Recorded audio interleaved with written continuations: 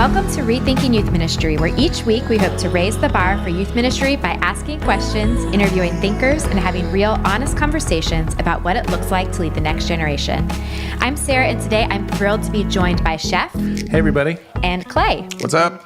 And today we are going to be answering the question, what to do when it feels like your senior leader doesn't care. And Clay, it is your first time on the Rethinking Youth Ministry podcast. First time. We're super excited to have you. First of many? Well, we'll find out. Yeah. We'll see how it goes today. Let's You're see how invited this back. is I true. don't know. And we are excited to have you because you can speak into this topic specifically. You're the lead pastor of the North Point Community Church, correct? Correct. How many years have you been doing that? It'll be 4 at the end of this year. Wow. Crazy. Yep. Some people get a college degree during that time. Not me. Yeah. School of Hard Knocks. Colors are black and blue. I took night classes. Yeah. And before that, what were you? So I worked at Brownsbridge Church, which is one of our campuses for 4 years. Before that, I was a student pastor, high school specifically, North Point Community Church for 4 years. And before that, I worked at Brownsbridge Church for a year as the high school pastor there. Okay. And my boss was, drum roll, Tom Shefchunas. I hired Clay. So Not really. credit. I really didn't have a choice. You were told it was to hire kind of Clay. in motion when I got the job, but I was happy to. I would say we're both in better seasons now than we were then. It was a tough season for both of us. Yeah, for different reasons. Yeah. I've got a lot of scars to show. If we would have known, we could have commiserated. That's right. But we didn't know. We didn't know. Okay, so you've had positions that have been in senior leadership, but then also student ministry specific. So you have a lot to offer when it comes to this topic, we hope. But again, let's suspend judgment till the end. Let's wait and see what happens. Okay. That's Senior great. leadership, that sounds so old and lame. And that's you now. That's your position. I know, it is crazy. I was talking to somebody today and they were saying something about what we're going to do with young adults at our church. And I was like, oh my gosh, I'm not a young adult. They're talking to me about what to do about young adults. Yeah. I was like, ugh.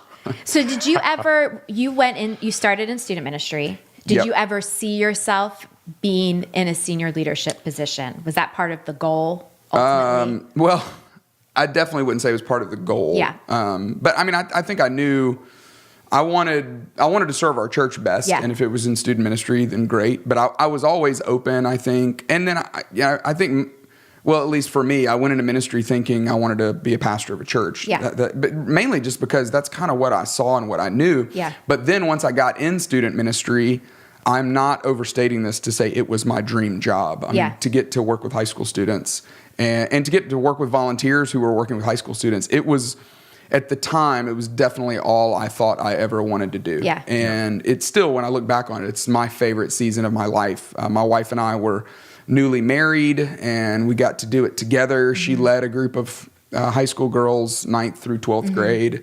I was running point for our student ministry at the time, but I was as engaged as I wanted to be in students' lives and connecting with volunteers. It was just a blast. So, no, I never thought I would step out of that and move into senior leadership. Senior leadership. Andy was great at it.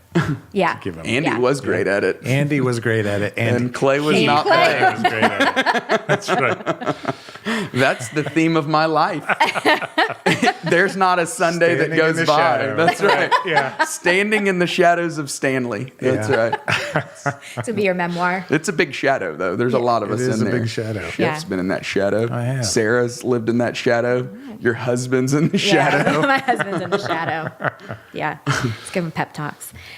So what would you say, what's some advice that you would give youth pastors who are trying to navigate relationships with lead pastors where it doesn't feel like they care? It's not necessarily that they don't, but that's the perception. Yeah. I love the word apathetic. Chef, you mentioned, even as we were talking about this a little bit ago, that this is the most common question you get on what do I do tours, about I guess. My lead pastor, ...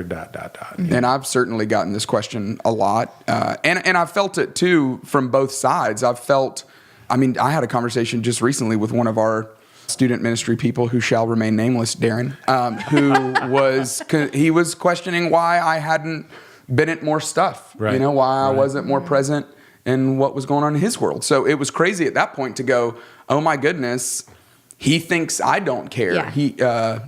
That's a country song, isn't it? Probably. She thinks I don't care. If it's not, it will be by tomorrow. I think George Jones. Yeah. Anyway, so yes, I know the feeling. I remember the way it felt. And I don't know, at North Point, we spend a lot of energy. We try to spend a lot of energy on the next generation and really try to resource our student ministry teams well. But when I was the student pastor, definitely I felt like there were times where I felt like no one cared. And what also played into that was our student ministry meets on Sunday afternoon. So they would have the Sunday morning services at 9 and 11 and at the time 1, I think. And then the whole building would be shut down. It would be a ghost town. And we would be rolling into work being like, well, the good news is if anything breaks, no one will know. The bad news is no one cares. Right. It's good and bad news. It really is. When you can live in that kind of world. I mean, NFL's on. Lead pastor's got a fantasy team. Yeah. They're pretty busy. I mean, it's like that's the way it feels. In one hand, it's terrible. On the other hand, it's opportunity. Yeah. Right. And maybe that's a good place to start, Sarah, I think you got to start by going, okay, I'm going to have it one way or the other, probably. Mm-hmm. I'm either going to have a senior pastor that is way too engaged. All up in my business. All up in my business. Like breathing on my neck at every turn. Yeah. And personally, I would choose an apathetic senior pastor over one that's a That's a manager. great point because that is 100% true. If you had one or the other, which one would you choose? Probably most of you would choose what you've got. Right. Probably. Yeah. And why? Why would you pick? Well, it's a pick your poison scenario. They both have they both have downsides. Chef, you and I have both met with the same professional coach. Yeah. Have y'all talked much about Dean Harbury on this I have podcast? mentioned a few of Dean's quotes, but one of the greatest things I've ever done is sign up for my phone calls with Dean.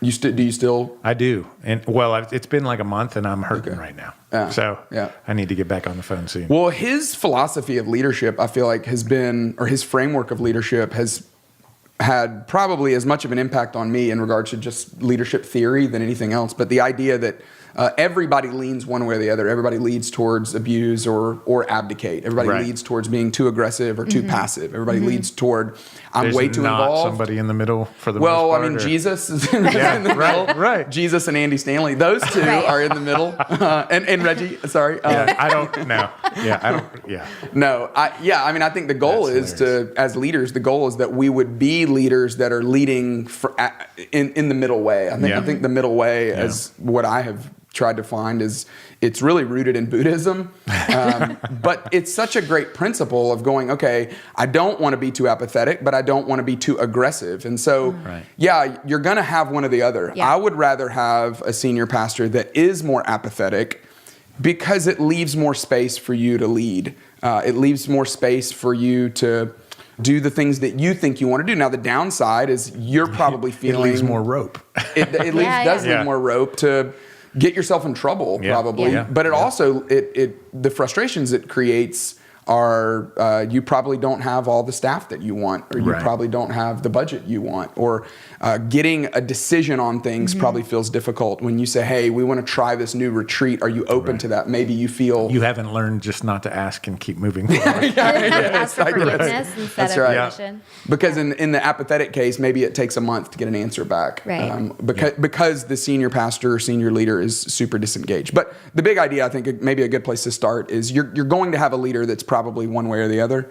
And there's some benefit to being to having a leader that's apathetic. I had a conversation a couple of weeks ago, and it was with my friend Lane, who you work with as well. Lane's he is my current boss. Yeah, and he's brilliant, and he's not my boss. And years ago, I asked him just to speak into my life, but because he helps me understand things on this level. And he's like, "Here's the deal: like when you are, the bigger your job is, the bigger your world is, but you still only have one flashlight."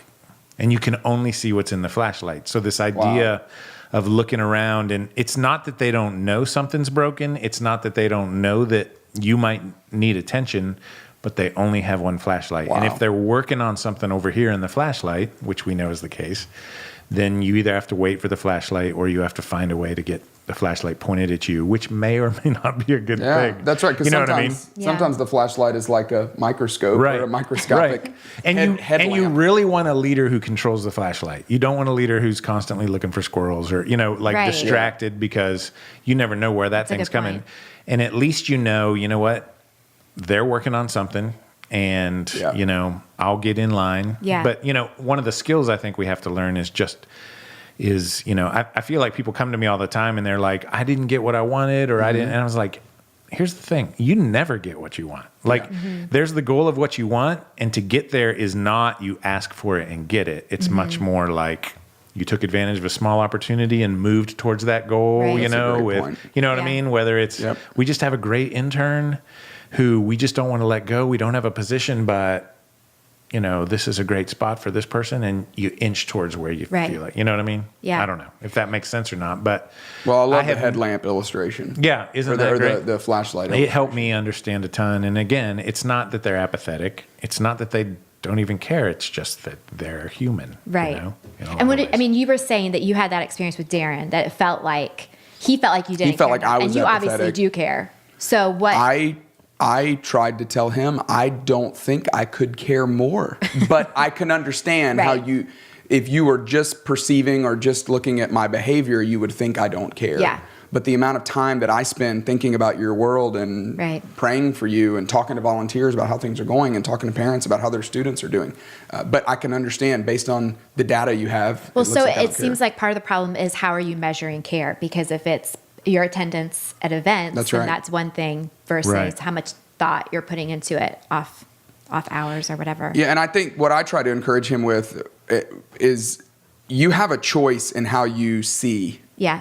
Or really what you fill in that gap between the behavior that you're experiencing from your senior leader and the behavior that you want. There's always going to be a gap. I mean, to your point, Chef, you're never going to get all that you want. I mean, there is no perfect leader that is engaged in your world just enough where you feel encouraged and inspired and motivated and loved. Well, there's not that many resources out there, right? And then there's that resource challenge too. Absolutely. Yeah. So you're not going to get the perfect leader. So I think knowing that, okay, this is a human leader to your point, and I've got to determine how am I going to feel toward this person? Well, and it's a human organization. I mean, one of the definitions of leadership I heard back in grad school was letting people down at a rate that they can handle. That's leadership. You know what I mean? Yeah. Oh my gosh. That's so letting bar. people down. It is a low bar, but the reality is you only have so many resources, and you can't, like, if you were to add up all the things people want in all of your meetings and one-on-ones and everything else, it equals more than what is available to you to spend. And so that's a reality, and that's the leadership, parenting tension that you live in. Right? That's it's a good great. parenting principle too. Yeah. Just let them down. 100%. Gently. Let them down at the rate they can handle. Isn't that a terrible but true It's memorable. definition? I will not forget that. That's terrific. That's good. Okay, so what are some of the things that you thought you would do when you were a lead pastor that ended up becoming more complicated once you became one? Yeah, and I think that's a great, I think all of that is a posture as well. Yeah. It's how you're positioning yourself either against or with, or how you're seeing yourself in light of your senior leader, that it's so easy to think, oh, his job or her job is easier than mine. If he only knew all that I have to deal with, then they would know that I'm staying up all night and I'm having to put all these talks together. And I think what I thought, to answer your question simply though, what I thought that I wanted to do or could do was to just speak change and it would happen. And I think that was the lie. I think I always thought that, oh, well, if I get more authority, if I had all the authority that my boss had, then I could just say what needs to happen and then it would happen. And then you get into the position I'm in now where our middle school director works for me and our high school director works for me. And so now the frustrations that I used to have at the person in this position, I'm now in that position, which there's a lot of accountability to that. But I now realize, oh, it's not as easy as you thought. And I think the learning for me is, I think a lot of times we think our boss's job is easier than ours. And there are some benefits that maybe your boss has that you don't have. Maybe your boss got the membership to the country club, or maybe your boss got the bathroom in their office. the bathroom in their office, or the lease with the Chevy dealership on their car. I don't know what your boss got, the parking spot. spots, Yeah, exactly. Jinx. But the truth is, your bosses, at least in my experience, the more authority you have, the more complicated your job is. I mean, I heard one time somebody said, or somebody wrote an article about the president of the United States, that the decisions that the president has to make are the decisions that no one else can or wants to make. Yeah. And it is true. I mean, if a decision escalates to that level, it's usually a fairly complicated decision. And I think in a really microscopic way, the same thing is true about our organizations, our churches, that your boss is having to make decisions that most people at our level either don't want to make or can't make. So the other thing that I have learned is it's so much better to approach your boss that way. You may as well approach your boss going, okay, I'm assuming your job is harder, you have more on your plate. Yeah. And instead of going like, oh my gosh, you're such a loser, and if once I have your job, I'm going to dominate, and until then, I'm just waiting. That's just not the case usually. Not a good approach. Well, it just seems like in general, empathy for the person. That's a great in charge word for it. Yes. Yeah. I have I've been around a guy named Frank Blake a little bit over the last couple of years. Frank was the CEO and president of the Home Depot. When he was the CEO, they had 350,000 employees. Say, how many employees? And an $83 billion company. Yeah. Which is just crazy it when is you nuts. think about that. I remember thinking overwhelmed, and I was coming back from a flight. It was in the last 6 months. I was somewhere, and I was just overwhelmed, and I drove by the Delta, and it was like, all 472,000 employees, thank you for flying. I thought, somebody's in charge of that. And I am stressing out about, you know what I mean, about something. Anyway. Yeah. So one of the things I had a chance to ask him about, this concept really of which the concept we're talking about on a broad level is the way we're going to lead. Are you going to lead through authority? You're going to lead through influence. And this is really an influence-based approach to leadership, because inside of your question is, if you have more authority, can you get more done? Yeah. Well, at a basic level, sure, because authority does allow you to make decisions. It allows you to move things faster. But the truth is, great leaders lead through influence, whether they're in charge or not. And so I asked Frank about this, and I said, so when you became the CEO of Home Depot, were you able to get more done? Were you able to go, okay, now finally, everybody else is out of the way, and there's a clear pathway, and he said, I remember the first week I was CEO, I sent out this memo about a change that we were going to make, something different we were going to do. 30 minutes after I sent the memo to everyone in the company got this memo. I walk down the hallway and I see the memo in the trash can. And he's such a humble, understated, soft-spoken leader. But I'll never forget that little story, because I think that's the way most bosses feel. That's the way I would imagine your senior pastor feels, is you think it's so easy. Like, I just say, oh, well, this is going to happen, and this is going to happen. It doesn't work that way. That's not how leadership works. Yeah. That even if your boss did exactly what you wanted him or her to do, that doesn't mean that everything would happen, that everything was going to happen the way you think it's going to happen. So just approaching your boss like, hey, your job's harder than mine, with empathy, I think is a better approach. I loved what you said about, we think it's an authority issue, that if we had more authority, we'd be able to do it, but really it's an influence issue. I would love to hear you talk more about that. Sure. Explain what that looks like. Well, I wrote a book about that, Sarah. Yes. So when you Funny, write, I should ask. well, you have come to the right place.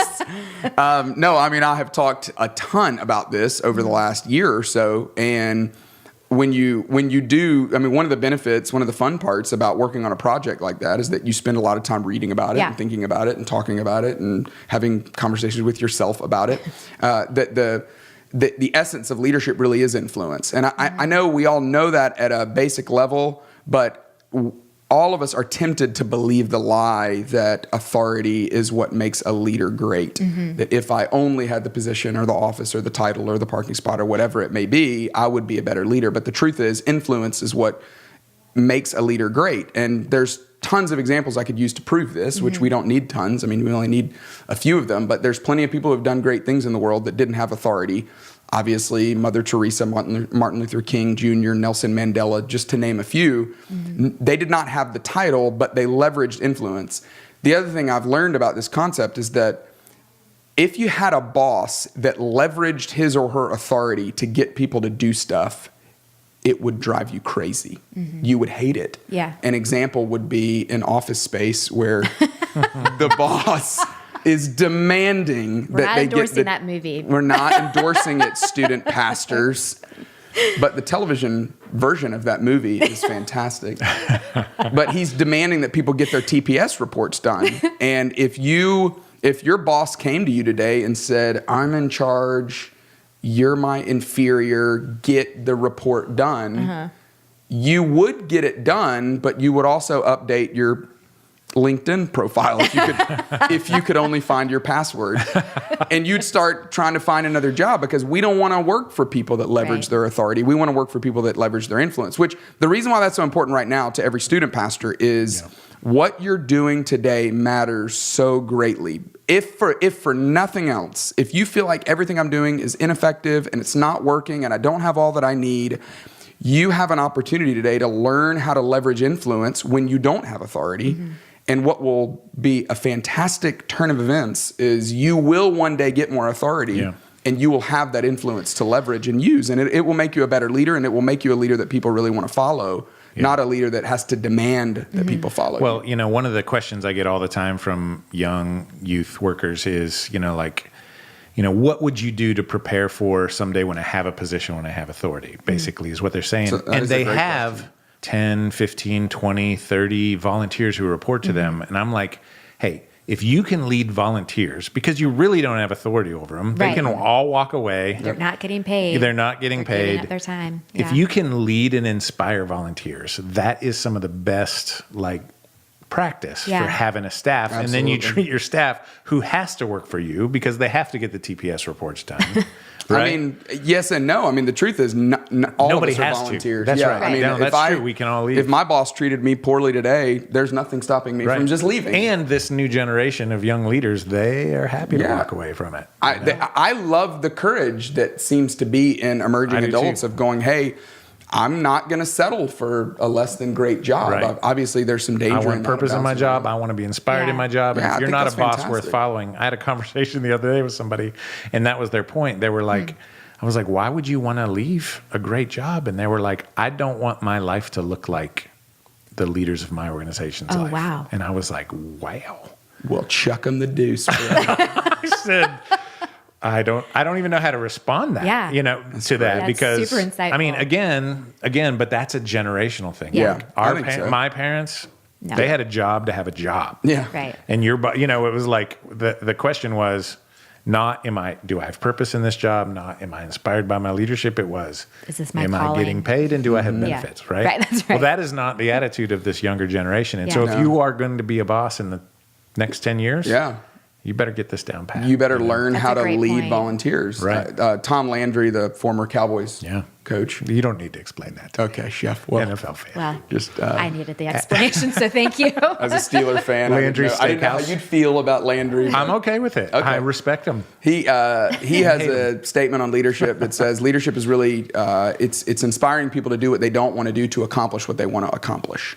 Which I love that definition of leadership. I mean, that's better than mine. For every student, let them down slowly, or at least at the rate that they can handle it. Right. For every student pastor, you have a group of volunteers that, to Chef's point, they are obviously inherent into their name. They are volunteers, and you're trying to inspire them to do something that they might not want to do. They might not want to show up every Sunday. They might not want to call their students or text their students. We can't see how they're possibly going to do it, even though they might want to. In the midst of it, you're inspiring them to do what they beyond what they think they can do. That's right. To accomplish what they want to accomplish. Which what they want to accomplish is they want to have influence. They want to have a purpose in their life. That's right. And to your point, if you can do that with a group of volunteers today, you will be able to do that with a group of staff. And unfortunately, the flip side is also true. If you fail to learn that now, then you won't be able to do it when you're in charge. Or fail to understand the importance of it. That's right. I mean, I get the how do I get volunteers to all the time? And I'm like, well,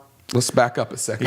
Let's juvenile and back that thing up. The premise of your question is the authority thing. Right? Yeah. It's like, I have authority over these volunteers. It's like, you really don't. You know what I mean? They can all walk away tomorrow.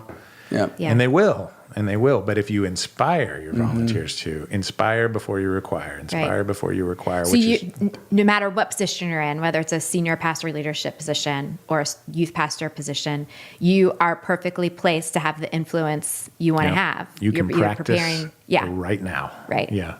Which is, to me, it's inspiring because what you're doing today is not wasted. I think a lot of times we all feel in our jobs like, oh my gosh, here comes another Tuesday, here comes another Wednesday. Right. But the truth is that today you have an opportunity to develop something that it will aid you, it will benefit you the rest of your life, and God will use it to benefit others the rest of your life if you choose to let Him develop that in you. So the question for every one of us is, what are we doing today that's cultivating influence? What are we doing today that is teaching us how to cultivate influence? And what am I doing today that's costing me influence? I feel like one of the challenges with student ministry people, the challenge with me when I was in my emerging adult years. Let me go back a few years and think about it.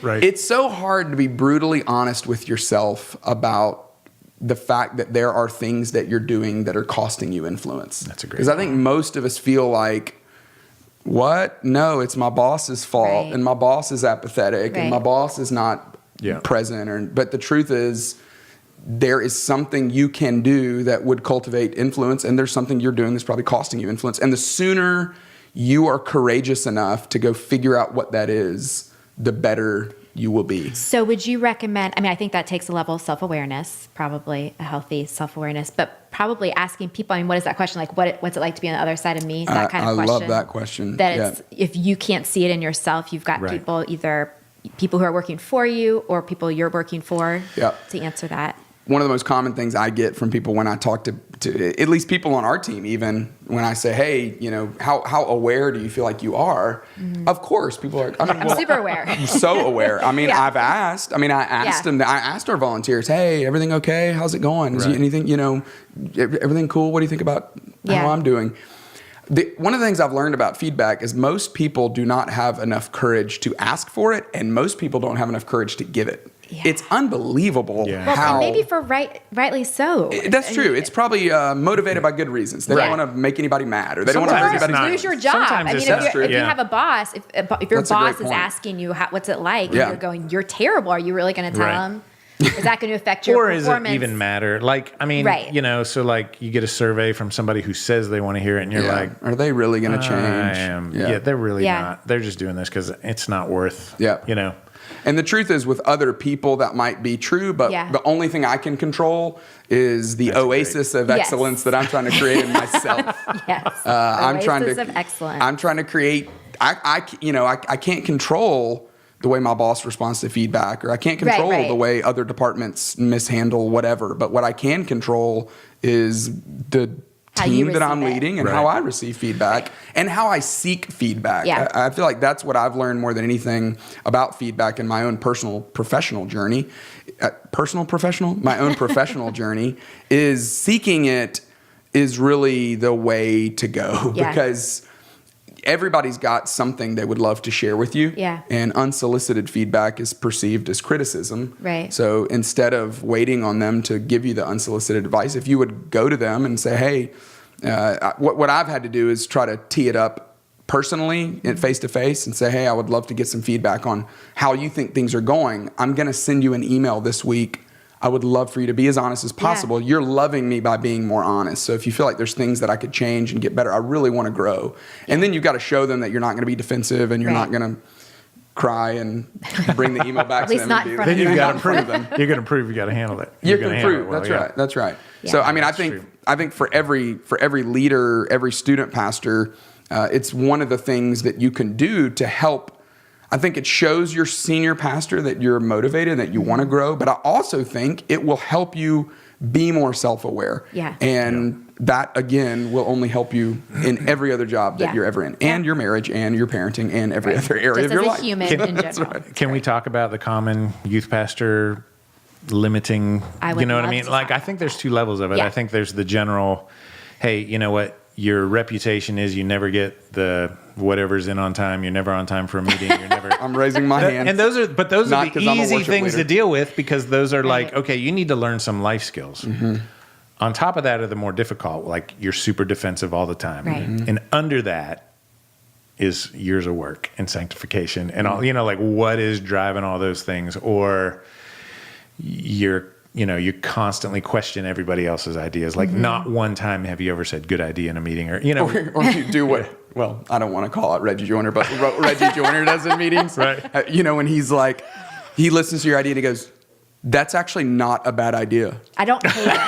That's always a good. Oh my God. I don't hate it. That's actually I not a bad don't idea. hate your idea. I can't believe that came out of your mouth. But those are the Thank things you've you. got to get used to is, again, looking up, like, let's talk about Andy for a little bit. When Andy's trying to figure something else out, what does his facial expression say to you that you have to get used to? It's you're the dumbest man I've ever talked to in my life. He doesn't mean it. He does not mean it. But as a youth pastor or as someone who's trying to grow in it, you have to learn to be confident enough or learn to power through that face and be like, listen, I just got to trust he's a great leader. I got to trust that, it's one of the hardest things to get used to when you're dealing with a lead pastor like that is like, okay, I'm just going to trust, that one, he pays me every week, so or every 2 weeks or every month, and hasn't stopped. And he hasn't stopped. So far, so he assumes that and I just have to have enough confidence to power through this sort of stuff. There's a scene in First Night with Richard Gere. Oh, this is, I know where you got this. Dean Harbury. Yeah, this is Dean Harbury. Oh my goodness. I love this lesson that he taught me a long time ago, but it's so easy to be fearful of our job, but you will never lead well if you're afraid of your job or afraid of losing your job, I should say. That's true. So in this scene, real quickly, Richard Gere is, I think he's Sir Lancelot. Yep. And there's this. Got his side hustle. That's right, where he's jousting in the common marketplace to get a little extra money. It's one of my favorite And stories. this big redheaded beast-looking man Says the redhead. Yeah, that's right. He comes up and he's like, I'd like some of that, and so they start jousting and Richard Gere, Sir Lancelot, gets his sword. I mean, just out of nowhere makes this move on and gets his sword. It's unbelievable. Deswords him. And the redheaded guy says, well, how can you tell me how you did that? And he says, there's 3 things you got to know. Number 1, you have to study your opponent and know their every move. He said, great, I can do that. Number 2, you've got to know just when to strike. He said, great, I can do that. He said, number 3, you cannot care whether you live or die. Yeah. That's the way to become a great jouster, I guess. I don't know. It's definitely it's the way to be.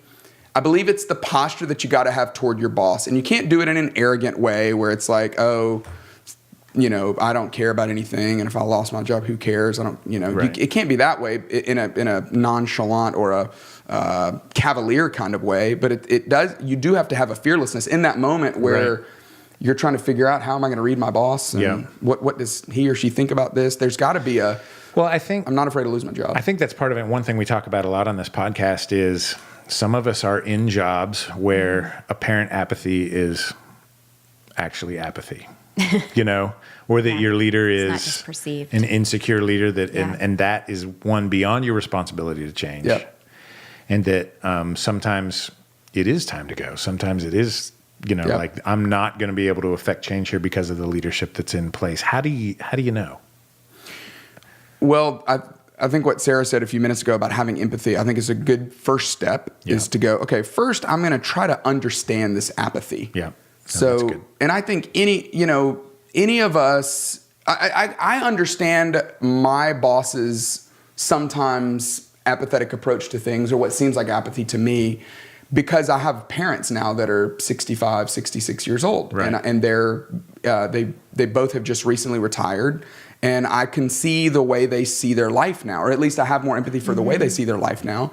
And so I think it's understandable. When I see it from my parents' point of view, it helps me to at least understand why somebody who's 60 could see the finish line, could want to just, I'm so close. I just want to finish well. Right. Let's not rock the boat. Right. Let's keep everything stable until that time comes. So I think understanding that is a good thing. And then I think you've just got to judge, can I get anything done here? Right. Can I accomplish anything? Can I make anything happen? Based on what I actually can control. Right. That's right. Yeah. Right. And I think it's important also to decide, I'm not going to let the office talk create my opinion of my boss. I'm going to commit that my opinion of my boss is going to be shaped by my experience with my boss. That's a great Because I think a point. lot of times Yeah. we let the office gossip Yeah. determine what we think about how our boss is going to respond versus, no, I'm determined that I'm going to shape my opinion based on my own experience with he or she. And then I also, probably the thing I see more than anything in myself and in leaders is we want to leave too quickly. Yeah. Just because it's hard, I want to leave. Or just because I have an apathetic boss, I want to leave. Number one, you'll never have the perfect boss. That's so true. if you're in search of he or she, Good luck doesn't with that. exist. That's right. And number two, if it's hard right now because your boss is apathetic or because your boss is micromanaging, you have to see this season as a time of learning because you will learn more when it's hard than any other season of your life. There's a reason why the weight room is awful. It's because the weights are heavy. That's the point of them. Yeah. They create resistance. Right. When we put forth effort in the face of resistance, we gain strength. That's the way the weight room supposedly works. Yeah. Asking for a friend, I guess. But in those seasons where it's difficult, you will learn more. And I know that's not an emotionally satisfying answer, but it's just the truth. And I'm in one of those seasons right now. I feel like my job in 2018, it's just taken way more energy for me to be positive about my job than it ever has before. And I have been trying my hardest to see it as, okay, for the most part, my career has been relatively easy. And when you're on the cruise ship, it's a blast. But you don't grow a lot on the cruise ship. Right. It's really in these times that I feel like I'm having to draw on the vine more than I ever have before. I'm having to ask God to give me more than I ever have before. But I'm also having to really look inside myself and try to figure out why is this hard and what does it say about me and what am I doing in response to it? And it's building more strength than it would on the cruise ship. So be encouraged, those of you who are in a hard season, if you feel like your boss isn't paying attention or is paying too much attention, there's a lot you can learn right now. So I want to kind of take this into a practical, turn it a little bit. Where have either one of you seen examples of people in youth pastor positions doing this well, where they've led up, they've influenced, where it felt like the senior pastor wasn't caring very much or was apathetic, and you felt like someone below them led in a way that gave them more influence than authority? Yeah, I'll tell a quick story about something. Darren Youngstrom, who is our high school director, Darren was requesting an additional staff position, which is a common thing. Yeah. Yeah. Or at least in my experience. This is hard. You know what we need? Somebody else to do it. That's right. So, he and I have had a lot of conversations about that, and I've told him, hey, Darren, I know this might be hard for you to imagine, but we have a number of departments here. And one of the common things is it seems like every department would always like to hire more. So just know when you come to me saying you need to hire more, I need more than, hey, I need to hire somebody. I need a really strong argument. Yeah. I need to see that you have worked extra hard to try to find other ways, because there's always two ways to handle we have too much to do. There is we could hire someone, or we could stop doing some things. Yeah. there's always Or two find a options. volunteer. Or find a volunteer, a third way. That's a great Which point. is what most youth workers have to do. That's right. Yeah. So what he did, I thought this was terrific, but he had been asking for a couple of months, and he brought this document into my office one day. It was about 5 pages long. And he said, hey, I have written down for the last 2 years every difficult conversation that one of our volunteer coordinators or groups directors has had to do with a parent, a student, or a volunteer. And I just want to show you the volume of difficult conversations that we're having to have. And when I say, hey, we really need another position for our team, this is why, because of the level and the gravity of these conversations. And so it didn't take me long to read through this document to go, oh my goodness, this is. I wouldn't want to do this. Yeah, exactly. That's right. Yeah. And it, we don't work that way where I don't have that kind of power to be able to say, oh, well, go hire someone, Darren. Right. No, but it was a thing that spurred me, because ultimately everyone, in your conversation with your boss, you're basically, it's a trade. Who's going to have the hard conversation? And if I say yes to Darren, I'm going to have a hard conversation with someone else. Yeah. And so I'd rather not do that. I would rather tell him no and have him have a hard conversation with somebody on his team. So it's really it's a game of persuasion. Who's going to convince the other person to have the hard conversation? Yeah. And so in that case, it was motivating. It was inspiring. He did a great job of inspiring me to go, okay, well, I will take up this cross for you, and I will go have a hard conversation, because that's a lot of hard conversations that your team is having. Yeah. So it seems like he did a really good job of inviting you into his world. That's exactly right. That's a great way to say it. Yeah. I think he helped me see how he feels. Yeah. Or help me feel what he's feeling. Yeah. Which was a very effective move. I think for me, looking back over the years, we had a small group based ministry, and we had hundreds of small group leaders. And over the years, the culture changed that we had these, they were just alphas, especially the male small group leaders who showed up, they were bosses in industry and all these sorts of things. So they would constantly be coming to me with these ideas. And as the boss, air quote, boss of these volunteers, I felt like I was just nonstop saying, no, because I had limited resources and everything else. But I guess over the years, I started to say, well, go ahead and try it, try some smaller things. And so, for instance, I'm just thinking back over the years, we had this group of, a men's group who showed up, there were 6 of them who just decided, if someone would have intersected with us in middle school, our adult lives would be completely different. So they decided to show up. I didn't recruit them. Yeah. They were amazing, and they did an amazing job. And they worked so hard that it was hard to point to them as an example, because it would scare volunteers away, because they were so good. But they kept asking for this father-son thing. They kept asking over the years, and it was like, I think it's a great idea. I don't have the margin. I don't have the budget. I don't know how to do it. Yeah. And eventually I said, well, just try it let's try it with, and they took the lead on it, and it was incredible, to the point where what it did for me was, one, it showed me that it works. And so one of the things I talk to people all the time, so for instance, they say, I want to start a groups-based ministry, not a Sunday school ministry. How do I convince my senior pastor that we need to quit Sunday school and start a groups-based ministry? I'm like, well, that's a terrible idea to go up with that idea. Why don't you start to cast the vision about, hey, I want Sunday school leaders who are more relationally connected. Nobody's going to fight about that. Right. Who cares what we call it? Yeah. Let's go ahead and start moving in that direction. So, and then show them that it works. And then eventually people will come to you and say, what are you doing? And then change can happen that way. I think that's one of the lessons we learned with Lead Small, is we wrote this book directly to small group leaders.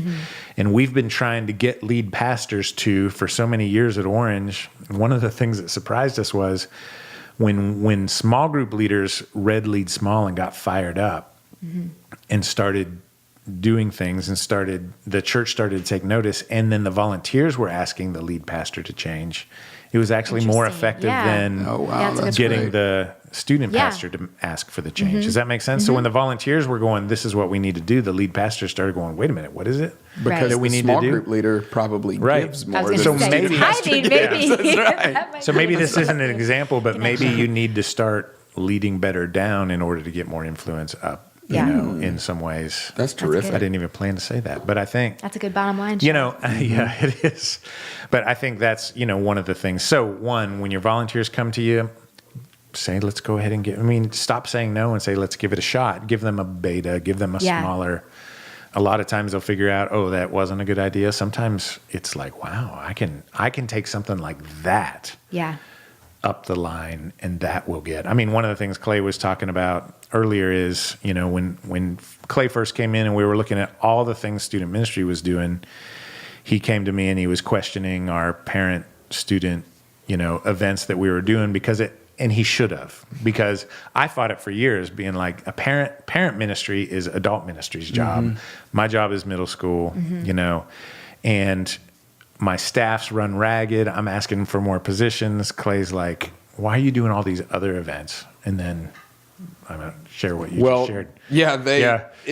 Basically one of the things they were doing was for 8th graders, they would do they would have all the dads of 8th grade guys. They would have the small group leader set the dad up and say, hey, we're doing this event with fathers and sons. They would roast a pig. Which was a ton of work outside of my normal job. And I was questioning, why are we doing it? Because I want to be strategic and want to be focused. And I know everything we do has an opportunity cost. We're saying no to something else. And when you dilute your energy and your effort, it's going to cost you at some point. So I was asking those kind of questions, saying, hey, why are we doing this? They're doing this 8th grade event with these dads. And the dads, they would tee them up to come and read this letter of blessing over their son. I'm crying now thinking about it. I don't even have one of these letters. I can't even think of what the letters would say. But I remember the first time they finally came to me after so many questions, and they said, hey, can we just show you a letter of what one of the dads wrote to their son? And I read that letter, and I'm in a pile of tears going, why in the world would every church in the world not do this event? Right. So I went from, I wasn't antagonistic toward the event. I was antagonistic toward doing a lot more extra things. I went from that to being a huge proponent. I think the next week we read that letter from our stage saying, hey, I just want to let you know, if you give here, these are the kinds of things that you're giving that actually toward. Get to happen. You're strengthening bonds between 8th grade kids and their parents. So thank you. Wow. Yeah, no, I think it's a great example. And let me be clear, I think you should have asked those questions. I think that was your job. It was like, hey, you say you don't have enough leaders. You say you don't have enough time. And yet I see you over here doing these other that seem like not necessarily middle feel school like sideways energy. Yeah. And in some ways, maybe we defined what our jobs are to, narrowly, and this is maybe a broader. So again, it was a fight for me to finally get there and finally do it, and then I experienced it, and then to have someone question. I don't think, again, I was older, wiser by that point. I'm like, these are really good questions, and I feel like you should ask. You're wrong, but read the letter. Here's the letter. Those sorts of things. But again, that was more empathetic towards, okay, I get why Clay's asking that. These are the right questions that the point leader should be asking about the focus of his team and everything else. So again, approaching him, I think a lot of times too, Chef, in that case, I guess, I don't know, I don't remember how old your oldest was, but probably around that age, I did that about 6 months ago, and, as a dad, and actually experienced it as a dad. And, it was just as worth it. It's, it's crazy, and we're not talking about what we're talking about here, but even, the fact that every dad wants to do that, very few dads do it. One of the things Robbie Angle used to say, or no, it wasn't Robbie Angle, it was Darren down at Buckhead. Darren would always say, I want to move parents from I wish I had to I'm glad I did. And great. even a poorly written letter read over their 8th grade is better than no letter. Yeah. That's right. Yeah. And so every parent wants to do it but basically every parent looks up and is like, I had all those plans and they're gone. And one of the things you might have to do, I guess what I was going to say is, in your case, I think you were closer to that age where you would have middle school kids. I was younger, and I didn't. My kids, I couldn't even see middle school at that point. We were trying to get out of diapers, which we're still not out of diapers, but we were trying to. We keep having kids. Still trying to get out of diapers. But what I was going to say is, your senior pastor is probably at the age where can hardly remember having a middle schooler. No, that's a great point. So much of your job is helping them remember the power of what it means to have a volunteer saying the same things that a parent is saying in your student's life. And you've just got to know that they don't remember that. They've got different problems. Maybe they've got aging parents, or they've got retirement questions. It feels like it keeps coming back to that idea of you want to humanize your experience for them and vice versa. Like you've got to be able to see the actual faces and people connected to this. And the other thing I feel like that we need to remind lead pastors of, and I've not been good at this, I don't know how to do this yet, is like, hey, in 7 or 8 years, do you want a church full of people who never had a letter read to them from their dad, or a church full of people who had a letter read to them at that specific age about what they could do and what their father sees in them? Yeah. That's a different church. And so we build our church through student ministry, but gosh, that doesn't seem to be the common strategy across this country, which leads to, how do I get my lead pastor to all the time? Right. And I would also just encourage you, if you feel like you've got you've got to find resilience enough to, you've got to find some Tommy Boy resilience, where you're not going to take no for an answer. Right. You really do have to, when you get no, I have tried to train myself to hear no as not yet. And so basically, That's I just hear no, and I go, okay, well, that just means I need to reframe it. I need to find another approach. I need to find a different angle. And you haven't seen the last of me. Right. And I am not going to take the butcher's word for it, right?